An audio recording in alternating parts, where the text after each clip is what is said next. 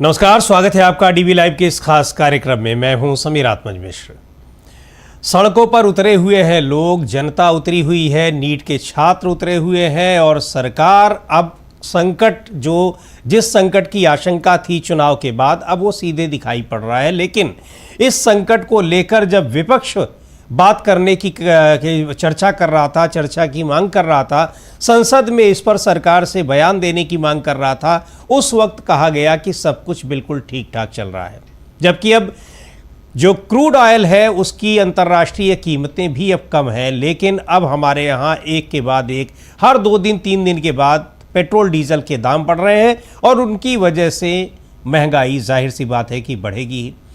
10 दिन में 8 रुपए प्रति लीटर पेट्रोल और डीजल की कीमतें बढ़ चुकी हैं। कहां तक जाएंगी ये देखने वाली बात है। लेकिन एक नीट के मुद्दे पर जिस तरह से तमाम छात्र हजारों की संख्या में अलग अलग शहरों में एनएसयूआई के कार्यकर्ता सड़कों पर उतरे हुए हैं, शिक्षा मंत्री का इस्तीफा मांग रहे हैं, नेशनल टेस्टिंग एजेंसी यानी एनटीए को भंग करने की, खत्म करने की मांग कर रहे हैं। उनकी मांग से सुप्रीम कोर्ट भी एक तरीके से सहमत दिखाई पड़ा है। एनटीए को लेकर नोटिस जारी किया है शिक्षा मंत्रालय को और यह भी कहा है कि एनटीए को भी कहा है कि आपने बार बार की गलतियों से कोई सीख नहीं ली है। लेकिन सवाल यह है कि आखिर इन सब को लेकर सरकार की क्या प्रतिक्रिया है, क्या प्लानिंग है और क्या कुछ सोच रही है। बात करते हैं आर्थिक और राजनीतिक विश्लेषक प्रोफेसर अखिल स्वामी से, हमारे साथ इस कार्यक्रम में मौजूद है। बहुत बहुत स्वागत है सर इस कार्यक्रम में आपका। और पहला सवाल हम आपसे यही जानने की कोशिश करेंगे कि ये जो महंगाई और पेट्रोल डीजल की कीमतें हैं, इनकी बढ़ोतरी को लेकर आप क्या कहेंगे। ये राहुल गांधी पहले कह रहे थे, विपक्ष चर्चा की मांग कर रहा था, सरकार ने, प्रधानमंत्री ने कहा सब ठीक है, जैसे ही चुनाव बीतते हैं तो अचानक प्रधानमंत्री को लगता है कि अब बता दिया जाए कि संकट आ गया है। तो संकट तो आ गया है, लेकिन संकट से निपटने का क्या मैकेनिज्म है, कुछ दिखाई पड़ रहा है या फिर लोगों के ऊपर ही छोड़ दिया गया है कि अब आप लोग निपटिए इससे अपना। देखिए मिश्रा जी, 2 तथ्य तो आपने बता दिए, 2 तथ्य मैं बता देता हूं जी। पहला तथ्य आपने ये बता दिया, जब इलेक्शन थे 5 स्टेट्स के तो इंटरनेशनल क्रूड प्राइसेस बहुत ज्यादा थे, लेकिन तब दाम बढ़ाए नहीं जा रहे थे, इसलिए कि चुनाव जीतना था और जनता को भ्रम में रखना था।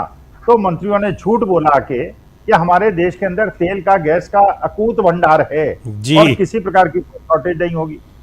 चुनाव खत्म हुए, उसके बाद दाम बढ़ने शुरू हो गए, जबकि इंटरनेशनल क्रूड प्राइसेस गिरने शुरू हो गए। ये 2 बातें तो आपने बता दी, अब तीसरी चौथी मैं बता देता हूं। तीसरी बात यह है कि ये जो हमारी देशी ऑयल कंपनीज हैं, अगर आप इनके प्रॉफिट का अध्ययन करेंगे, इनके प्रॉफिट बढ़े हैं, इनके प्रॉफिट बढ़े हैं। इसका मतलब यह है कि ये जो कहा जा रहा था कि 1000 करोड़ पर डे का लॉस हो रहा है, वो झूठी बात है। रिलायंस इंडस्ट्री अभी भी तेल का एक्सपोर्ट कर रहा है।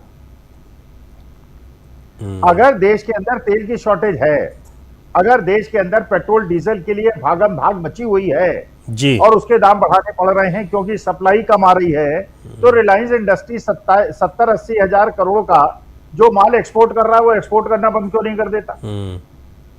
इसका मतलब यह है कि रिलायंस इंडस्ट्री तो पैसा कमाए, बड़े बड़े पूंजीपति तो पैसा कमाएं, शेयर होल्डर्स तो पैसा कमाएं, देश का गरीब अपनी नाक से पैसा निकाल के दे। आपने देखा आज जो रैपिडो करके टैक्सी सर्विस है जी, उसने अपने काम डबल कर दिए हैं, डबल। 150 रुपए अगर पहले लगते थे, अब 300 रुपए लगेंगे। मैं 2 दिन से, मुझे जरूरत पड़ रही, मेरे पास अपनी गाड़ी तो है नहीं, मैं ओला उबर लेके जाता हूं जी। ओला उबर की गाड़ी आप बुक करके देख लीजिएगा, जब तक आप 50 रुपए की टिप नहीं देंगे वो नहीं आएंगे जी। अच्छा, उनकी बात भी सही है, वो ये कह रहे हैं साहब 8 रुपए पेट्रोल के दाम तो आपने बढ़ा दिए, 4 रुपए सीएनजी के दाम बढ़ा दिए और हमें उपभोक्ता से दाम बढ़ा के लेने की अनुमति आपने नहीं दी। यही ट्रक वालों की शिकायत है, यही सबकी शिकायत है। तो हम तो भैया टिप मिलेगी तो जाएंगे, नहीं तो नहीं जाएंगे। तो अगर वैसे 50 रुपए कमा रहा है, 50 रुपए टिप से कमा रहा है, तो उसका कम से कम 10-12 हजार रुपए महीने तो वो कमा लेगा, हमसे वसूल रहा है। तो हमने भी निर्णय ले लिया कि भाई 5 बार ओला लेते थे, अब 3 बार लेंगे। भाई अगर हम घर से ही नहीं निकलेंगे तो ओला उबर वालों को परेशानी होगी कि नहीं होगी। 5वीं बात, मिश्रा जी, आप किसी भी भारतीय जनता पार्टी के अनर्थ शास्त्री से बात कर लीजिए, वो कहेगा देश की आर्थिक स्थिति बहुत बढ़िया है। मैं एक कार्यक्रम में था प्रदीप भंडारी जी के साथ, जो पहले जी में काम करते थे, बाद में वो प्रवक्ता बन गए। पूरे 5 मिनट उन्होंने ये व्याख्यान किया, हमारी आर्थिक स्थिति बेस्ट है वर्ल्ड के अंदर, हम सब फास्टेस्ट ग्रोइंग इकोनॉमी है, हमारे पास $600 बिलियन का फॉरेन एक्सचेंज रिजर्व है, हमें कोई कहीं परेशानी नहीं है। अरे भैया, अगर परेशानी नहीं है तो आपने 50,000 करोड़ रुपए 12 साल में टैक्सेस बढ़ा के कम दामों पे अगर वसूल के अपनी जेब में रखा है, तो अभी 1-8 लाख करोड़ का सब्सिडी क्यों नहीं देते थे? डॉक्टर मनमोहन सिंह देते थे। आप सब्सिडी दे दीजिए, उपभोक्ता की जेब में क्यों डाका डाल रहे हैं? माने मुकेश अंबानी रईस हो जाएं, अडानी जी रईस हो जाएं, उनके ऋण माफ हो जाएं, उनके सेटलमेंट्स हो जाएं, और देश की गरीब जनता जो बेचारी 10-12 हजार रुपए महीने कमाती है, वो 7-8 हजार रुपए में आ जाए, उसके खर्चे चाहे 20% बढ़ जाए, लेकिन उसकी आमदनी न बढ़े, उसके लिए आप गरीबों को डाका डालने तैयार बैठे हुए हैं जी। और उसके बाद अब ये देश की जनता कम से कम अब सड़क पे उतरने लगी है। अब कांग्रेस सड़क पे उतरने लगी है, और जब से ये जाखड़ साहब एक नए एनएसयूआई के प्रेसिडेंट बने हैं यूथ कांग्रेस के, उन्होंने जिस प्रकार का युद्ध छेड़ा है और वो नेतृत्व कर रहे हैं और आगे बढ़ रहे हैं, और हजारों लाखों कांग्रेस के यंग कार्यकर्ता सड़क पे उतर रहे हैं, और कांग्रेस ये परेशानी हो रही है लोगों को, क्योंकि बात तो देखिए सही है, 22 लाख बच्चों के साथ अन्याय। अभी सीकर में एक बच्चे ने आत्महत्या की थी, एक और ने आत्महत्या कर ली, पता नहीं गिनेंगे तो पता नहीं कितने घरों के बच्चे और उनके जीवन का भविष्य खत्म हो गया, उनका पूरा जीवन नष्ट हो गया। लेकिन अब कम से कम जागृति आ रही है, देश के अंदर जागृति आ रही है, और लोग ये समझ रहे हैं कि ये इन लोगों का काम केवल चुनाव लूटना है। ये केवल चुनाव आयोग के माध्यम से चुनाव को लूटते हैं, और इसके अलावा इनकी कोई प्राथमिकता नहीं है। अब जनता को यह समझना होगा कि ऐसे अलोकतांत्रिक डिक्टेटर टाइप की सेटअप्स को क्या हमारे देश की डेमोक्रेसी और संविधान झेल पाएगा, और जब ये देश के लोकतंत्री को खत्म कर देंगे तो संविधान को भी इन्होंने खत्म कर ही दिया। अब कहां संविधान अब वो हमारे माननीय न्यायालय कभी टिप्पणी कर देते हैं कि एनवायरमेंटल ये बड़े प्रोटेस्टर्स इकट्ठा हो गए, ऐसे तो हिंदुस्तान भर में कहीं कोई डेवलपमेंट प्रोजेक्ट नहीं होगा। 46 डिग्री टेम्परेचर आप देख रहे हैं पूरे देश के अंदर हो रहा है, लोग जले जा रहे हैं। क्यों हो रहा है? क्योंकि जंगल कट रहे हैं, पेड़ कट रहे हैं, हर जगह पानी स्रोत इंदौर के अंदर आपने देखा, और इंदौर 8 साल से लगातार जी देश का सबसे साफ शहर है। और उस साफ शहर में अभी 6 महीने पहले तो वहां लोग मरे थे क्योंकि वो सीवर का पानी पीने के पानी मिल गया था। अब लोगों को पीने का पानी ही नहीं मिल रहा है, नहीं मिल रहा है। हाँ। अब वो पैर पकड़ रहे हैं एसपी साहब के, सर पानी दिला दी। अब ये प्रोटेस्ट का बहुत बढ़िया तरीका है भाई, पुलिस से लड़ोगे तो लाठी मार देगी, झूठे केस में अंदर कर देगी। जितने लोग हैं प्रोटेस्टर, जाओ एसपी डीआईजी साहब के पैर पकड़ के लेट जाओ, और सरकार की बात करें तो हाँ, मल्टीपल इंजन है। मुझे लगता है जितने इंजन हो सकते हैं सरकार के सिस्टम में, वो सारे इंजन इंदौर में लगे हुए हैं। इसका मतलब ये है कि इंजन से कोई फर्क नहीं पड़ता है, यही तो माना जाए ना। फर्क पड़ता है। हाँ। नहीं मिश्रा जी, फर्क पड़ता है जी। जितने ज्यादा इंजन होंगे उतना ही ज्यादा समस्या बढ़ेगी। हाँ भाई, कॉर्पोरेटर मान लीजिए कम्युनिस्ट होता जी, विधायक कांग्रेसी होता, एमपी जो है वो भारतीय जनता पार्टी का होता, मेयर मान लीजिए आम आदमी पार्टी का होता, तो एक दूसरे को नीचा दिखाने के लिए एक्सपोजर तो होता। हाँ। अब तो एक ही पार्टी के सब हैं। हाँ, कम से कम जनता की शिकायतें होती, किसी फोरम पर आती। तो अब तो यह है कि जब हाहाकार मच रहा है, लोग पिछली बार जब मरने लगे गंदा पानी पी के, तब जाकर पता लगा, बाद में मालूम चला कि इसकी शिकायत तो महीनों से हो रही थी। और वो मिनिस्टर साहब हैं वहीं के, उन्हीं का वो विधानसभा क्षेत्र था जहां इतनी संख्या में लोगों की जान गई थी गंदा पानी पीने से।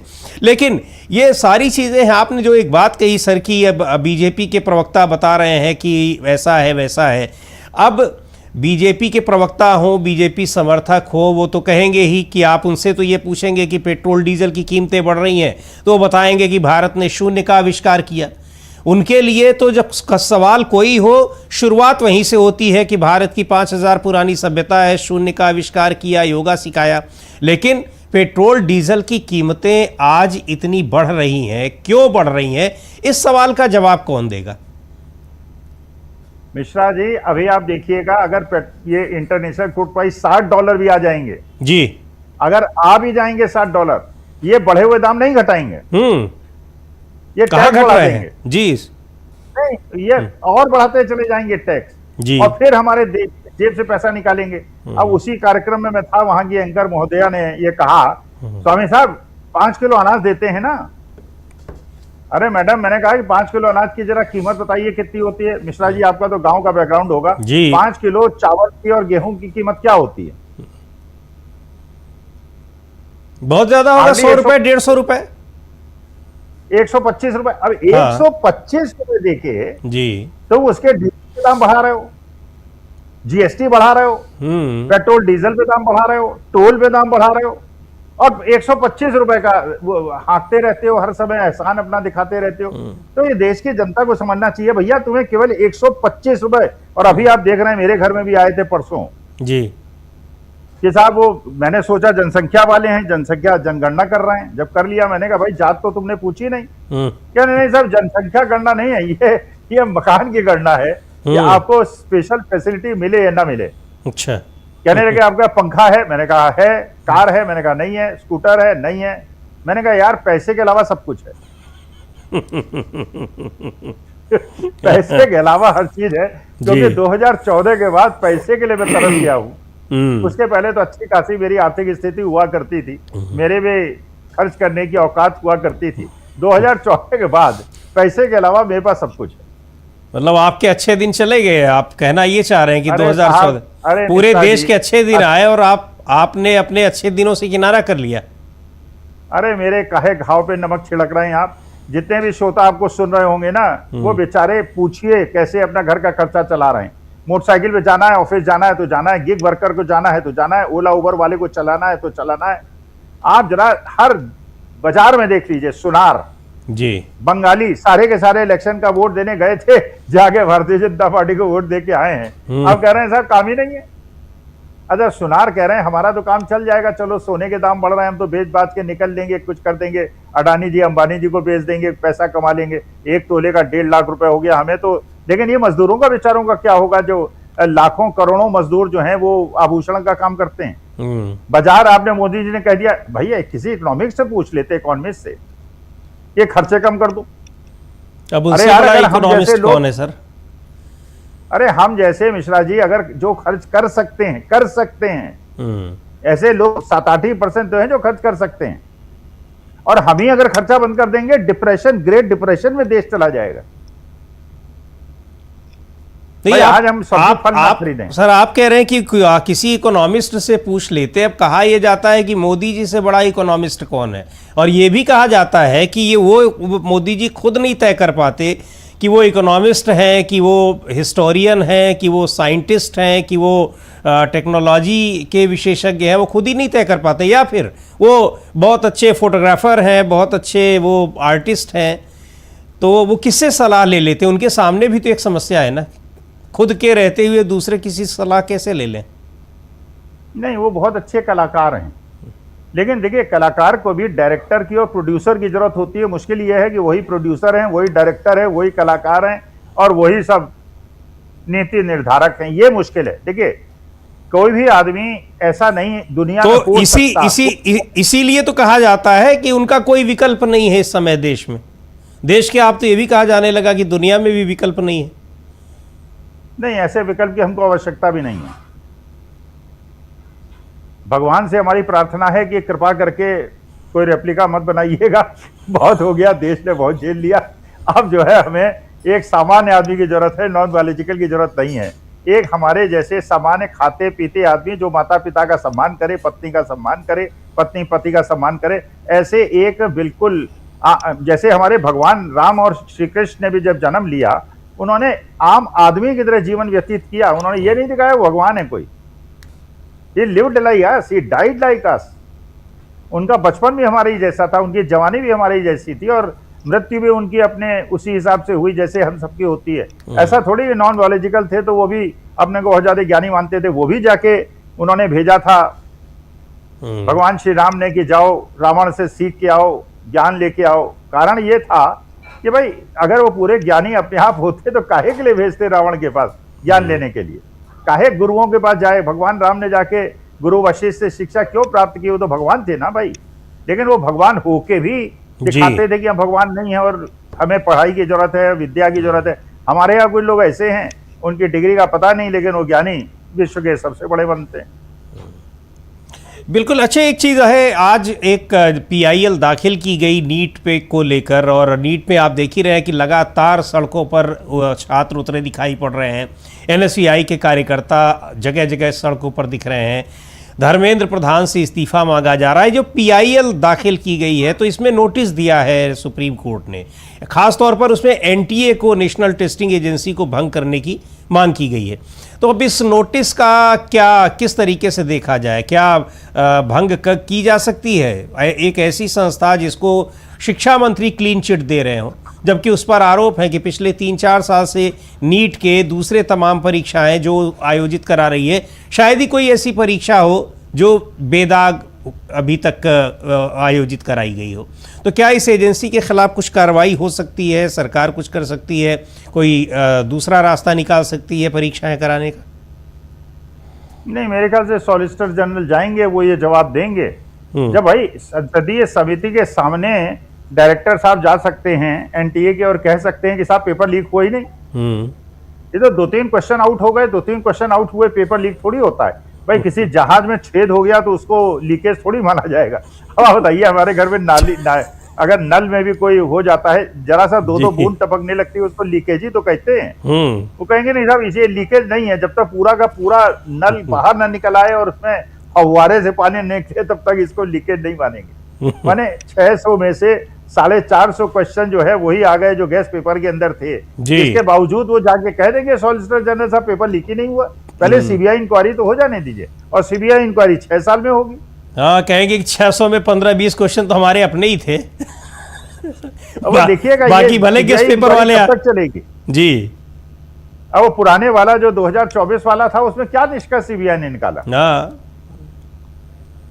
नहीं, किसी को दंड नहीं मिल रहा। सीबीआई की जांच का तो ये कहा ही जाता है सर, ये हम लोग भी कई बार चर्चा करते हैं, सोशल मीडिया पर भी देखते रहते हैं कि सीबीआई के पास जांच भेजने का मतलब ही है कि अब इसका मतलब अब गया ना तो उसका कोई नतीजा निकलेगा और ना ही उसका कोई कुछ उसमें निकलने वाला है कि इसका क्या कुछ होगा, उसका निष्कर्ष कुछ नहीं निकलेगा। तो सीबीआई जैसी संस्था भी कितनी उपयोगी है और क्या है वो तो समझ में आ रहा है। किसी भी परीक्षा में जो भी, और परीक्षा ही नहीं, जितनी भी जांच उसको दी गई है, हाँ एक जगह वो अपनी भूमिका निभाती है और ये सारी संस्थाओं के साथ है, चाहे वो ईडी हो, सीबीआई हो, इनकम टैक्स हो, कि ये सरकार के कहने पर या सरकार के निर्देशों का इंतज़ार करके उन विपक्षी नेताओं के पास तुरंत पहुंच जाती हैं जहां ज़रूरत रहती है। हमेशा ये देखा गया है, जहां चुनाव होने होते हैं वहां 2-4 नेताओं को छांट लेते हैं कि किनके यहाँ छापेमारी करनी है। अच्छा, निकलता वहां भी कुछ नहीं है।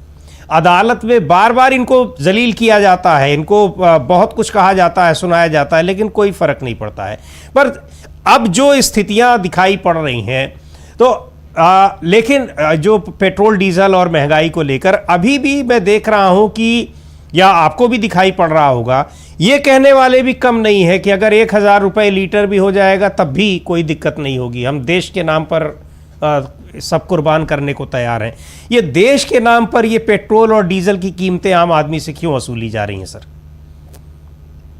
नहीं, देखिए मिश्रा जी, अगर डिटेल्स में आप जाएं, मैं उस डिटेल में जाना नहीं चाहता था। इनके सारे के जांघिया दिखिएगा, सब पट्टे मिलेंगे आपको। और जितने चेन स्नैचिंग के केस होते हैं ना, वो ऐसे ही लोग होते हैं जो कहते हैं 1000 लीटर का, भाई चेन स्नैच कर लिया, एक तोले का 1.5 लाख रुपए मिल गए, फिर 1000 लीटर का पेट्रोल तो भरवा ही लेंगे। भाई ईमानदारी से कमाई करने वालों को परेशानी है ना, बेईमान और ये चुनावी बॉन्ड का पैसा, पीएम केयर फंड का पैसा, फिर वो इधर उधर के दलाली का पैसा, भाई वो जिनके पास है वो 1000 रुपए लीटर का पेट्रोल क्यों नहीं खरीद सकते? अब बताइए, आप खरीद सकते हैं, हम तो कार से आते हैं ना। अभी आप 5000 रुपए का मान लीजिए पेट्रोल आपका महीने भर में खर्चा आता है, वो 25000 का हो जाएगा तो आपके घर के खर्चे चल जाएंगे क्या? भाई देखिए, ऐसे लोग भी हैं हमारे हिंदुस्तान में जो सड़क बनाते हैं उसमें 50% की मिलावट कर देते हैं, वो पुल बना देते हैं उसमें 70% की मिलावट कर देते हैं। तो ये ऐसे ही लोग तो हैं जो कहते हैं 1000 रुपए का भी 1 लीटर पेट्रोल हो जाएगा तो हमें कोई अंतर नहीं पड़ेगा। या वो लोग हैं जो भांग खाने के आदी हैं या गांजा पीने के आदी हैं और उसमें भंडारे में खाना खाने के आदी हैं। ये दो ही श्रेणी है। या तो ऐसे लोग हैं जिनको कोई काम धंधा नहीं है, थोड़ा दारू वारू मिल जाए उनका काम चल जाता है, या ऐसे लोग हैं जो कि भीषण रूप से करोड़ों रुपए भ्रष्टाचार से कमा रहे हैं और इसलिए उनको कोई अंतर नहीं पड़ता। लेकिन जो ईमानदार है, जो ईमानदारी से पैसा कमाता है, जो मध्यम वर्ग, जो मेहनत कश है, जो मेहनत करके पैसा कमाता है, वो 1000 रुपए लीटर का पेट्रोल नहीं खरीद सकता। अभी लोगों का पसीना छूट रहा है, लोगों के घर के खर्चे नहीं चल रहे हैं और घर में गैस जलाना मुश्किल हो रहा है, उनको सब्जी खरीदना मुश्किल हो रहा है, हर तरह से मुश्किल हो रही है। और ये जो अभी मकान की जनगणना हुई है उसके बाद देखिएगा 50% ये लोगों को जो मुफ्त अनाज देते थे वो बंद करने वाले, इसीलिए ये मकानों की जनगणना हो रही है। मैं तो पहले भी नहीं लेता था, ना मेरे कोई एलिजिबिलिटी है, लेकिन हमारे यहाँ के यार मकान ही देख के तुम्हें लग जाना चाहिए भैया बिजली लगी हुई है। वो पूछ रहे हैं बिजली है, पक्की छत है। मैंने कहा यार ये देख रहे हो मकान ही है, क्या है तुम्हें झोपड़ी लग रही है?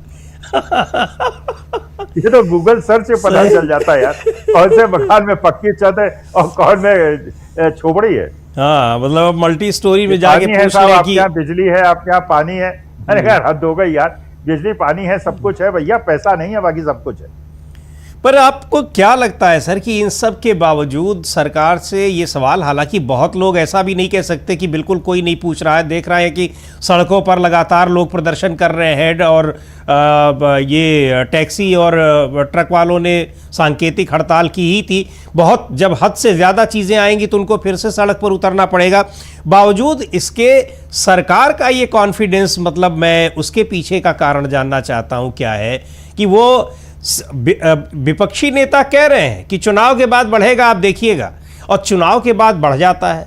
विपक्ष के नेता कह रहे हैं कि ये किस्तों में बढ़ेगा और 10 दिन के भीतर 4 बार बढ़ा देते हैं। ये कॉन्फिडेंस सरकार के अंदर कैसे आता है? क्या इसके पीछे क्या वजह है?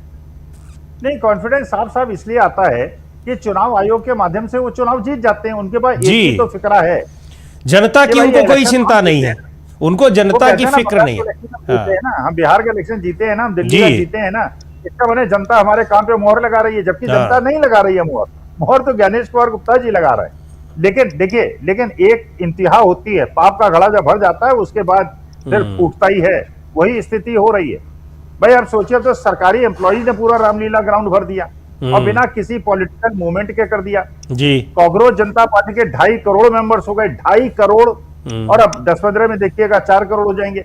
बड़े बड़े इन्फ्लुएंसर्स उसके मेंबर्स बन गए, बड़े बड़े फिल्म आर्टिस्ट उसके मेंबर्स बन गए। भाई जो फिल्म आर्टिस्ट हिम्मत नहीं करते थे मोदी के खिलाफ बोलने के लिए, वो कांग्रेस जनता पार्टी, वो इन्फ्लुएंसर ध्रुव राठी जैसे लोग आ गए। भाई ये तो इन्फ्लुएंसर्स है ना, इनको तो करोड़ों लोग देखते हैं और सब अपने सटायर बना रहे हैं, सब अपने मेमोज बना रहे हैं, मीम्स बना रहे हैं और सब अपना सोशल मीडिया को हिला के रखा हुआ है। तो सोशल मीडिया से उपजी हुई Bharatiya Janata party social media के ही दलदल में दब के खत्म हो जाएगी। अब लोगों में हिम्मत आ गई है, अब गवर्नमेंट सर्वेंट भी खिलाफ हैं, किसान भी अपना आंदोलन शुरू करने के लिए कह रहे हैं। अरे उन्हें फर्टिलाइजर नहीं मिल रहा है, डीजल के दाम, अब मानी बात है, आपको अगर ट्रैक्टर चलाना है और डीजल आप कनस्तर में लेके आएंगे और पेट्रोल पंप पे डीजल नहीं होगा तो अपना ट्रैक्टर कैसे चलाएंगे आप? तो ये जो चीजें हैं ना अब बिल्कुल उबाल तक पहुंच गई हैं। और एक इनको कांग्रेस जनता पार्टी का फोरम मिल गया है कि भाई हम पॉलिटिकल फोरम नहीं है, आओ सब लोग अपना कांग्रेस की टी शर्ट पहनो, आंदोलन करो, अपने अपने समाज के लिए, अपने अपने वर्ग के लिए आंदोलन करो और फिर अपने अधिकार की मांग करो और सरकार को कहो हमारी मांग आपको माननी पड़ेगी। आप बिहार चुनाव, बंगाल के चुनाव की बार बार बात कर रहे हैं। अभी फाल्टा में हुआ, वहाँ पर जो विधानसभा में एक रीपोलिंग हुई पूरे विधानसभा में ही, और वहाँ पर बीजेपी कैंडिडेट, पहली बार बीजेपी कैंडिडेट की जीत हुई है उस सीट पर, और 1 लाख से ज़्यादा वोट। मुख्यमंत्री ने कहा था कि 1 लाख से ज़्यादा वोट से जीतेंगे और 1 लाख का आंकड़ा पार करा दिया गया। फिर प्रधानमंत्री का ट्वीट आया कि ये लोकतंत्र की मजबूती का प्रमाण है। तो लोकतंत्र की मजबूती का प्रमाण यही है कि मुख्यमंत्री अगर कह दे, प्रधानमंत्री कह दे कि इतने वोटों से जीत होनी है और अगर उस पर मुहर लग जाए तो ये लोकतांत्रिक व्यवस्था की मजबूती का प्रमाण होता है। नहीं देखिए, फाल्ता के अंदर जो मुस्लिम डोमिनेटेड पोलिंग बूथ थे वहां भी 95% बीजेपी को मिले। अच्छा, बीजेपी वालों ने उसके लिए पहले तैयारी कर रखी थी जी, और उन्होंने शुरू कर दिया कि देखो मुसलमान भी बीजेपी को वोट देने लगे हैं। मतलब अभी तक तो कहते थे केवल हिंदुओं में वोट देते हैं, मुसलमानों की वोट की जरूरत नहीं। अब कहने लगे मुसलमान भी हमें देने लगे। भाई सब कुछ अगर ईवीएम कोई दूसरी होगी जिसमें हम वोट डालेंगे, काउंट कुछ और होगा, तो उसमें हम कर क्या सकते हैं? उसके बाद जो चाहेंगे आप कर लेंगे। लेकिन अब एक सोशल फोरम ऐसा मिल गया है देशवासियों को। मैं जिस भी पढ़े लिखे आदमी से बात कर रहा हूं, जिस भी समझदार आदमी से बात कर रहा हूं, उसने कहा साहब हमने कांग्रेस जनता पार्टी ज्वाइन कर ली। मैंने पूछा कि ये कांग्रेस जनता पार्टी ज्वाइन कर ली, अगर ये पॉलिटिकल पार्टी बनेगी तो क्या रहेंगे इसमें? उन्होंने कहा साहब कतई नहीं रहेंगे, उसी दिन छोड़ देंगे, क्योंकि हम इसीलिए इस पार्टी में जुड़े हुए हैं क्योंकि ये सोशल मूवमेंट है। अगर ये सोशल मूवमेंट से पॉलिटिकल मूवमेंट बना तो हम इसे छोड़ देंगे। अब ये देखना, अच्छा अभी तक जो मैसेजेस मिल रहे हैं, अच्छा बीजेपी ने उनको डिरेल करने की भी कोशिश शुरू कर दी है अपने। भाई आज के तारीख में ऑफिशियल पार्टी तो है नहीं, कोई ऑफिशियल फोरम तो है नहीं, जो बना रहा है अपना ट्वीट कर रहा है, कहीं वो कह रहा है कुछ ऊटपटांग बातें करके भारतीय जनता पार्टी गोदी मीडिया के माध्यम से उसे प्रोपोगेट करेगी और इसे बदनाम करने की कोशिश करेगी। लेकिन अगर ये पार्टी अगर किसी भी तरह से पॉलिटिकल पार्टी बनती है आम आदमी पार्टी टाइप, तो ऑब्वियसली इसमें 1.5 करोड़ लोग छोड़ देंगे, 25 लाख लोग रह जाएंगे जो भारतीय जनता पार्टी के समर्थक होंगे। लेकिन अगर ये एक मूवमेंट बनता है, एक सोशल मूवमेंट बनता है और जागृति पैदा करता है, और देश के पूरे जितने लोग ऐसे हैं जो लोकतंत्र की हत्या और संविधान की हत्या से परेशान हैं, अगर उनको एकजुट करता है तो आई वेलकम इट, और इसीलिए मैंने इसको ज्वाइन किया है। लेकिन जिस दिन पॉलिटिकल पार्टी बनेगी मैं उसी दिन इसको छोड़ दूंगा। जी, तो अब ये है कॉकरोच जनता पार्टी की बात अपनी जगह है कि लोग उसमें तेजी से अगर जुड़ रहे हैं, तो हम लोग चर्चा पहले भी कर चुके हैं कि कोई ना कोई वजह तो है, और जो बेरोजगार है, युवा है, उसके पास कोई रास्ता नहीं है, एक फोरम उसको मिल रहा है। और यहाँ तक कि अब उसका मजाक उड़ाने के लिए जब सुप्रीम कोर्ट भी बैठ गया, तब तो फिर उसके लिए एक बड़ी समस्या आ गई। तो निश्चित तौर पर उसका फ़ायदा इस जो नया मंच बना है उसको मिल रहा है। लेकिन सर ये आप बताएं मुझे कि ये जो चाहे अब ज़्यादातर उसमें युवा ही जुड़ रहे हैं, युवाओं का ये जुड़ाव, ये क्या सच में कोई असर डालेगा? सरकार पर कोई असर डालता दिखाई पड़ रहा है? मुझको तो ऐसा कुछ नहीं लग रहा है अभी। नहीं, बिल्कुल असर डालना शुरू भी कर दिया है। शुरू ऐसे ही शर्जील इमाम को जमानत मिल गई क्या 3 दिन की? इसीलिए मिल गई? नहीं मिली, मिल नहीं रही थी, 5 साल से नहीं मिल रही थी। अब उन्हें लग रहा है कि even the courts are under watch. अब लोग कोर्ट को भी चैलेंज करने लगे, वो कहने लगे हैं कि एनवायरनमेंट पे ऐसे प्रश्न उठाते हैं आप कहते हैं कि 27 लाख वोट जो है वो बाद में अगले बार वोट दे देंगे। तो अंतर तो देखिए पड़ने लगा है, और इसका असर भी पड़ने लगा है। देखिए सीधी सी बात यह है, कांग्रेस जनता पार्टी में युवाओं की ही नहीं, देश के उस हर आदमी की है जो किसी पॉलिटिकल पार्टी से नहीं जुड़ना चाहता। भाई देखिए, ठीक है, मैं भी आज के तारीख में आज तक किसी पॉलिटिकल पार्टी से मेरा कोई जुड़ाव नहीं रहा। मैंने किसी की मेंबरशिप आज तक 54 की भी नहीं ली। पहली बार मैंने एक वेबसाइट खोल के मेंबरशिप ली है, कारण it is a non political organization. मैं नॉन पॉलिटिकल ऑर्गेनाइजेशन इसलिए ज्वाइन कर सकता हूं, I want to be a political person. मैं सोशल मूवमेंट के साथ हूं, मैं पॉलिटिकल मोटिव्स के साथ नहीं हूं। बल्कि आपको क्या बताऊं, कांग्रेस का एक ऑफर भी मेरे पास आया था कि आप नेशनल